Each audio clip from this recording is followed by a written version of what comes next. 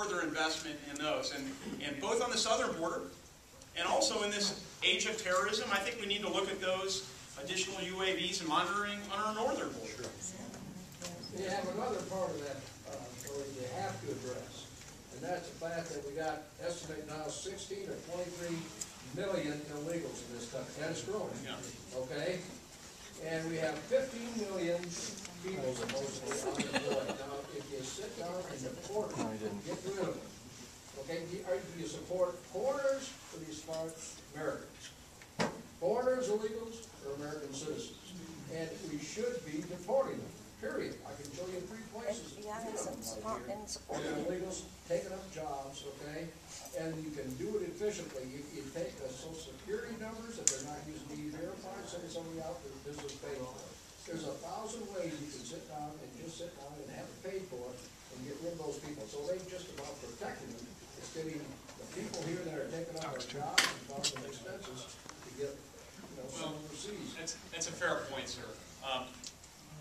The last point I want to make about immigration generally is to make very clear that I think immigration, legal immigration, is a great thing. I am honored that people are still clawing to come to this country. And I think in some ways we disrespect those who have waited in line to obey our laws by not clamping down on this problem.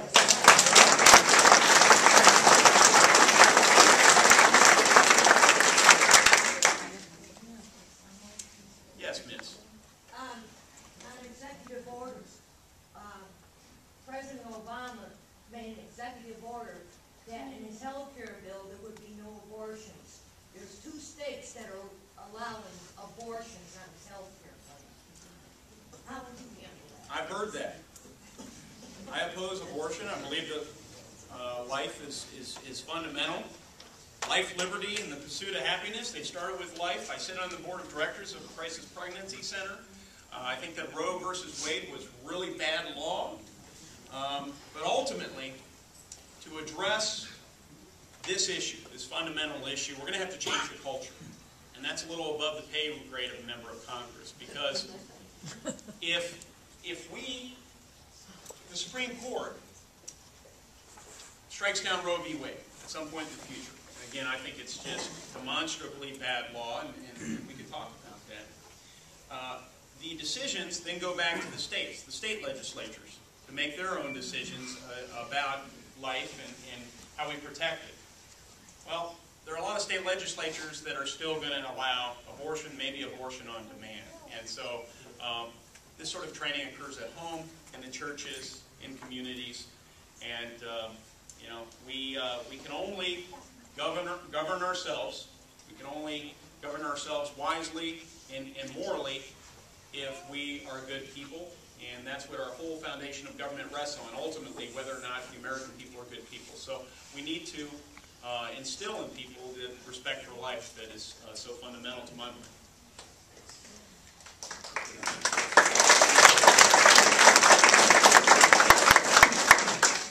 Yes, sir.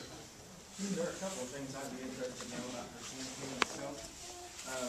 Number one, do you happen to know how your war chest compares to that of Mr. Hill? And also, in the primary, Travis Hankins garnered quite a few votes in a number of counties. I wonder, I haven't heard anything, is there any participation from him on his part in your campaign? Yeah. Let me address both of those. First, I've reached out to the primary candidates, all of whom I respect, the other 3, and they're good people, and I've told them that we had a tough-fought primary. Goodness gracious, it wasn't as tough as across the river in that Rand Paul thing, but let them know that we stand for so many of the same things, and invited their participation. The most, and I won't share personal conversations with these folks, but I will say a lot of the people in this room I know may have been with another candidate, and I've seen very few people sitting on the sidelines. They understand that it helps running against somebody like Aaron Hill. They understand that we have to beat Aaron Hill. It's so fundamental, and it's not. Sometimes people personally bear some animosity towards him personally. That's not where I'm at. I know a lot of people are in talking to them. biggest reason why we have to beat Barron Hill, from my perspective, is he enables this crazy agenda in Washington. His first vote cast is for Speaker of the House of Representatives. He votes for Nancy Pelosi. I will not. Enough said.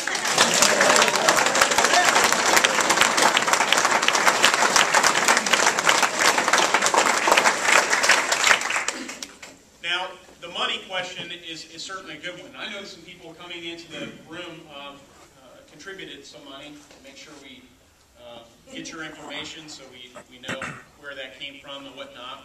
We'll try to be very scrutinizing on these things.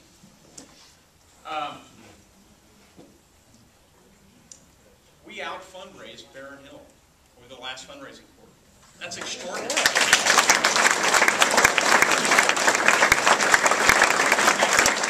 I'm not bragging. It's not me. It's you. It's people like you around this district. It's people like you around this state. It's private individuals. 95% of our contributions come from private individuals. 60% of Barron Hill's contributions come from special interests. That's what we're up against. Now, the overall war chest, we spent a lot of money to win this primary. I mean, I was running against a former member of Congress, ran against a gutsy campaign by Travis, and it took a lot of money to get our ads up and whatnot. But we got our message out. In 3 months, we came from 52 points down against Mike, and we won this campaign. Once we got our message out. And that's what it took. A whole lot of people helped make that happen. But it's going to take more money. We had to spend over $500,000 in that primary. We set records, I think, by orders of magnitude on the generosity of people to this campaign. I expect that to happen again, even in the worst economy since the Great Depression. And I put that in quotes because that's what they're saying in the media. It may well be. There are a lot of people hurting out there. And I hope we get into that because that is government-caused pain. It doesn't have to be that way. Our members of Congress have really failed us. So anyone who has, put your hand up if you have an employment or stimulus or economy question. If not, I'll just start talking about it. I mean, I've been doing this for 18 months. You know, like a politician now, I can go on for, a long time, I suppose.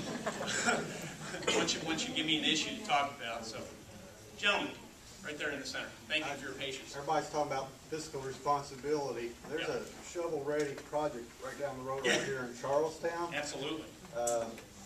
What would you do if you got elected to get rid of that hazardous materials waste site created by the federal government, the old Army ammunition plant over there? There's an eyesore that's been there and it's just sitting there.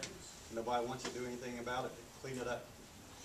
A reporter asked me that question. I guess it's become a really heated and high-profile issue over in the mayoral campaign crossing the river. So I think he's seeking every political candidate's opinion and stance on that issue.